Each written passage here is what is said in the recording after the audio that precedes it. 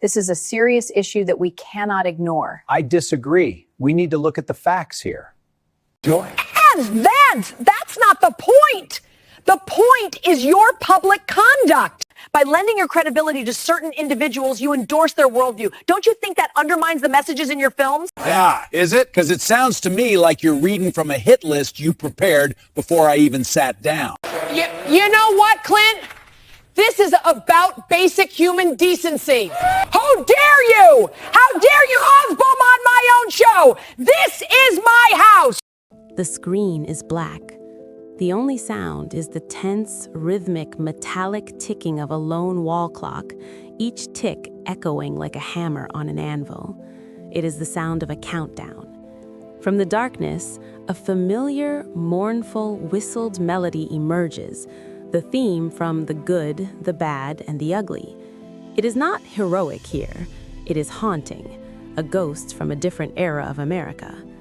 The video cuts rapidly between iconic, dusty cinematic shots, Clint Eastwood as the man with no name, squinting into a pitiless sun, calculating survival as Dirty Harry Callahan, aiming his .44 Magnum, justice personified in a snarl and a steady hand as Director Eastwood on set, staring with monastic intensity at a monitor, sculpting truth from chaos. The ticking clock returns, louder now, merging with the frantic pulse of a live television studio countdown. 5, 4, 3, before it all cuts to silence. A stark split screen appears. On the left, Clint Eastwood, a monument in a chair, calm, still, his eyes holding the patience of a canyon. On the right, Joy Behar, mid-laugh, gesturing broadly, a study in perpetual motion. The narrator's voice, deep and graveled, begins.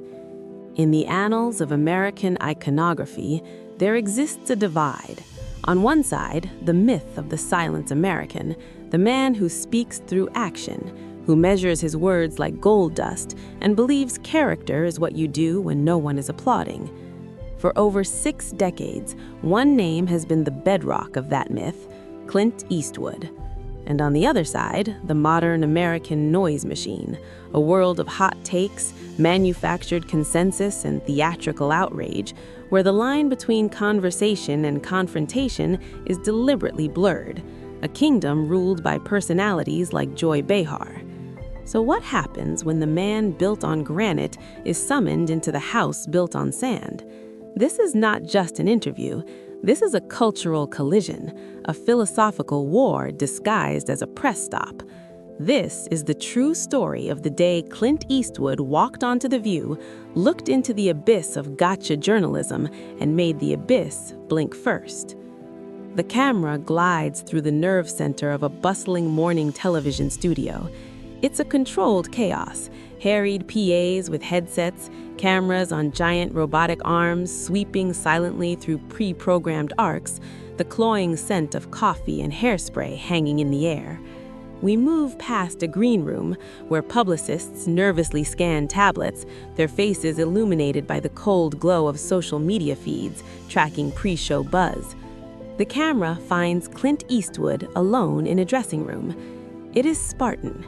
He stands not in front of the mirror, but beside it, looking at his own reflection with the detached assessment of a sculptor checking a finished piece.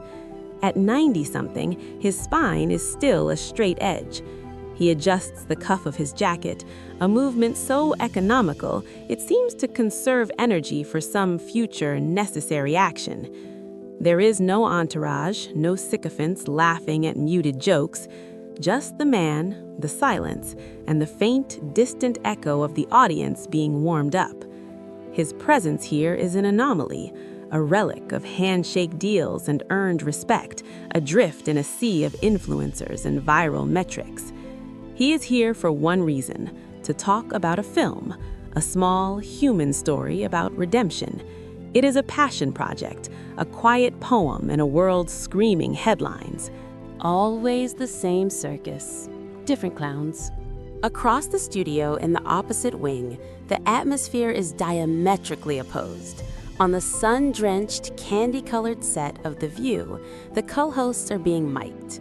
Joy Behar holds court from her central chair, sipping from a mug emblazoned with a witty slogan. A producer crouches beside her, speaking in a rapid, hushed tone. Joy nods, a sharp, knowing smile etching itself onto her face. She taps a manila folder on her lap.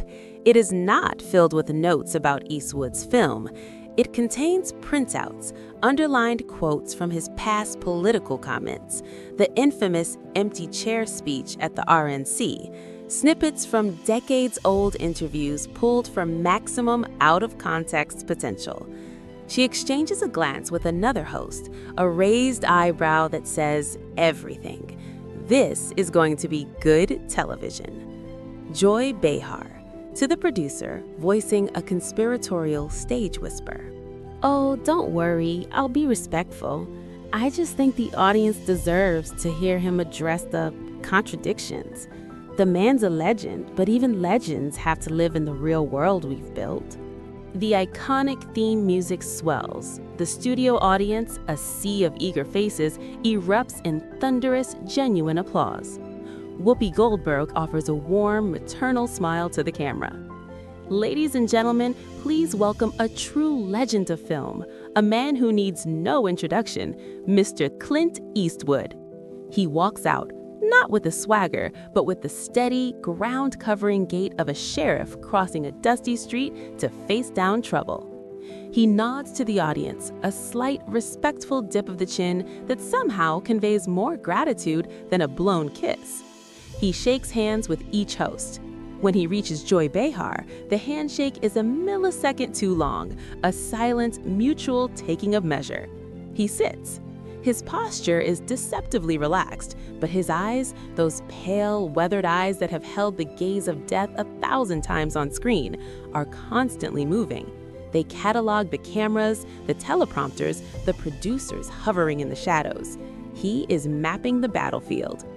Whoopi Goldberg, Clint, we are thrilled to have you. This new film is stunning. Tell us, what drew you to this story? Clint Eastwood. His voice is a dry riverbed of sound, each word a stone carefully placed. Thank you, Whoopi. It's about a crack of light. The idea that a man can be buried under the weight of his own mistakes, and if someone's fool enough or kind enough to throw him a rope, he might just climb out. It's about the grace we're so quick to deny each other. He speaks thoughtfully, his hands resting calmly on the chair's arms. For several minutes, the conversation is a gentle river. He talks about capturing the truth in a performance, about listening, about the magic of the unspoken moment. The studio audience is mesmerized. This is the Eastwood they came to see, the artist, the myth. Joy Behar, leaning forward, her smile now tight, her eyes glittering with a different intent. Clint Eastwood. He turns his head slowly toward her, sensing the shift in air pressure. I suppose I just tell stories about people. Joy Behar. But that morality, do you ever feel it gets complicated? I mean, given some of your real-world endorsements and comments, the political sphere you've engaged in. A chill, swift and severe, descends on the set. Whoopi's wide, warning eyes lock onto Joy's. The other hosts freeze, smiles plastered and brittle. The audience's cheerful murmur dies. The live TV clock seems to tick louder in the sudden quiet. Clint Eastwood. His gaze doesn't waver. It is neutral, open, and utterly dangerous. Which comments would those be, Joy? Feigning casualness, flipping open her folder. Oh, come on. Your very public support for figures who have made, let's say, highly questionable statements about women, minorities. It just seems at odds with the compassionate man on screen. It creates a dissonance for the audience. Clint Eastwood. I don't recall ever making a film or a statement that disparaged women or minorities. My record on that is clear. If you've seen my work, you'd know that. Joy Behar. But it's about association, Clint. By lending your credibility to certain individuals, you endorse their worldview. Don't you think that undermines the messages in your films? Off camera, a producer makes a frantic slashing motion across his throat. Whoopi attempts to interject, but Eastwood raises a hand just a fraction of an inch. It is a command that silences the room. Clint Eastwood. Association. That's an interesting word. It lets you imply a whole lot without having to prove a damn thing. In my day, we called that gossip or politics. Her cheeks flush. The young lady patronizes her, and the gossip accusation stings. This is a substantive question about your public stance. That's called journalism. Clint Eastwood. A dry, humorless chuckle escapes him. Is it? 'Cause it sounds to me like you're reading from a hit list you prepared before I even sat down. You're not interested in my film, you're interested in your moment. Cornered and now publicly accused of bad faith, Joy Behar goes for the jugular, referencing the one incident she believes is indefensible. Well, let's talk about a moment you created, the empty chair speech at the RNC. Many people, myself included, found that performance to be, frankly, unhinged, disturbing. How do you reconcile that with the wise elder statesman image you're projecting today? The word unhinged detonates in the studio. The audience gasps as one. This is no longer political. It is profoundly personal. It is a direct attack on his sanity, his dignity. Eastwood's jaw tightens, a barely perceptible movement of tectonic plates. He leans forward, and his voice drops into a register so quiet, so calm, it feels like the air is being sucked from the room. Clint Eastwood. Joy, let me ask you something. How many films have you made? Joy Behar scoffs, thrown off balance. What's that got to do with anything? I'm a television host and a comedian. Clint Eastwood. Just answer the question. How many films have you directed, produced, put your name on, and stood by for 50 years? Joy Behar. That's not the point. The point is your public conduct. Clint Eastwood. And how many Academy Awards have you won? The question hangs, a gleaming, brutal knife in the center of the table. Joy sputters, her face modeling with rage and humiliation. The power dynamic has not just shifted, it has been inverted. Eastwood is no longer the guest, he is the interrogator. He is dissecting the very foundation of her authority to critique him. In a state of flustered panic, Joy Behar makes her catastrophic error. Joy Behar, voice rising to a shrill crescendo of full righteousness. You know what, Clint? This is about basic human decency, and that's a concept that seems to get lost when you've spent a lifetime glorifying violence and gun culture for a paycheck. The silence that follows is absolute, deep, and vacuum-sealed. It is the sound of a line being crossed that can never be uncrossed. He hasn't just criticized his politics, he has condemned his life's work, the art that is his legacy, as morally bankrupt. Every crew member stops moving. Eastwood doesn't flinch. He simply sits back and looks at her, a long, slow, pitying look, as if observing a tragic flaw in an otherwise unremarkable organism. Clint Eastwood. His voice is almost tender with disappointment. You know what your problem is, Joy? You think being loud is the same thing as being right. You think throwing a punch on live TV is the same thing as being brave, but all it really makes you is a bully with a really nice microphone. Joy Behar, exploding, leaping to her feet. How dare you? How dare you call me a bully on my own show? This is my house. Clint Eastwood. He stands now, a mountain of quiet resolve rising beside her erupting volcano. You're right, it is your house. In your house, guests are ambushed. In your house, conversation means interrogation. In your house, creating a headline is more important than creating understanding. You've sure created something today. He calmly, deliberately unclips his microphone. The click of the connector is deafening in the silent studio. He doesn't look at the sputtering, purple-faced Behar. Instead, he turns and looks directly into the key camera. the one beaming his image to millions of homes. Clint Eastwood, to the camera, to America. Real power isn't about having the last word. It's about knowing when the conversation is over, when it's time to walk away. And he does. He turns his back on the chaos and walks with that same steady, unstoppable gait toward the studio exit. The camera follows him, a lone, dignified figure moving through the blinding stage lights and into the dim hallway beyond. Joy Behar, screaming after him, the sound stripped of all wit, raw with impotent fury. "You arrogant has-been!" Eastwood stops dead. The entire universe of the studio holds its breath. He doesn't turn quickly. He performs a slow, iconic pivot, the camera capturing his profile in a stark, heroic silhouette. The look on his face is of absolute, icy finality. It is the look of the man with no name deciding not to shoot because you're not worth the bullet. Clint Eastwood, his final line, delivered with the weight of a tombstone. Has been is still a verb. What's your claim to fame again? Talking? Have fun with that. The studio doors swing shut behind him with a soft, definitive thud. The camera holds on the closed door. The screen fades to black for 3 full seconds of stunned silence. The video cuts to a rapid, dramatic montage, the stunned faces of the remaining hosts, Whoopi with her head in her hands, frantic network executives watching on monitors backstage, a blur of social media graphics exploding with reactions, #Eastwood walks out, #Behar melts down, newspaper headlines screaming "Showdown at the View Corral" and "Last Action Hero, Eastwood's Final Stand."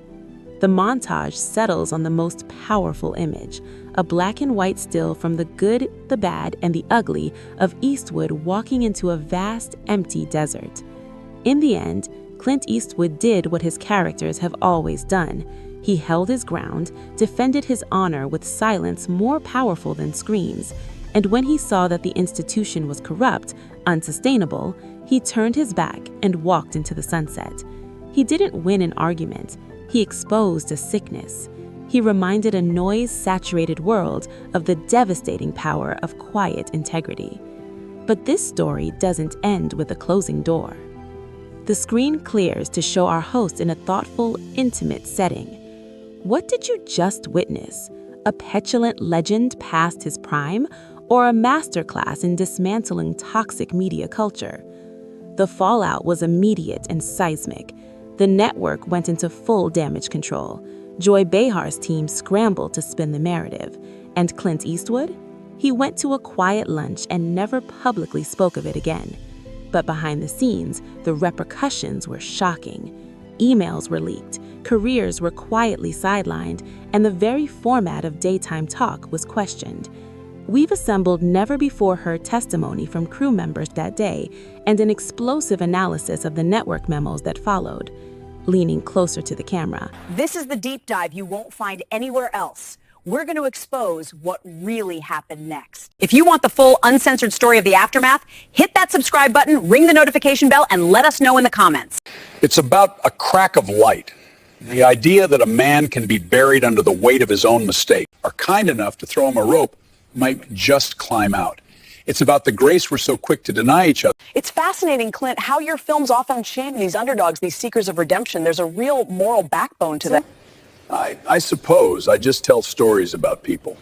Do you ever feel it gets complicated? I mean, given some of your real-world endorsements and comments, the political sphere you've engaged in? Which comments would those be, Joy? Your very public support for figures who have made, let's say, highly questionable statements about women, minorities. It just seems at odds with the compassionate man on screen. It creates a dissonance for the audience. I don't recall ever making a film or a statement that disparaged women or minorities. My record on that is clear. If you've seen my work, you'd know that. By lending your credibility to certain individuals, you endorse their worldview. Don't you think that undermines the messages in your films? That's an interesting word. It lets you imply a whole lot without having to prove a damn thing. This is a substantive question about your public stance. That's called journalism. Yeah, is it? Because it sounds to me like you're reading from a hit list you prepared before I even sat down. You're not interested in my film. You're interested in your moment. Well, let's talk about a moment you created, the empty chair speech at the RNC. Many people, myself included, found that performance to be disturbing. How do you reconcile that with the wise elder statesman image you're projecting today? Joy, let me ask you something. How many films have you made? What's that got to do with anything? I'm a television host and a comedian. Just answer the question. How many films have you directed, produced? That's not the point. The point is your public conduct. How many Academy Awards have you won? You know what, Clint? This is about basic human decency. And that's a concept that seems to get lost when you spend a lifetime glorifying violence and gun culture for a paycheck. You know what your problem is, Joy? You think being loud is the same thing as being right. I think throwing a punch on live TV is the same thing as being brave, but all it really makes you is a bully. Yeah. How dare you? How dare you Osboom on my own show? This is my house. In your house, guests get ambushed. In your house, conversation means interrogation. In your house, creating a headline is more important than creating understanding. You've sure created something today. Real power isn't about having the last word. It's about knowing when the conversation is over, when it's time to walk away. Arrogant has-been. Has-been is still a verb. What's your claim to fame again? Talking? Have fun with that.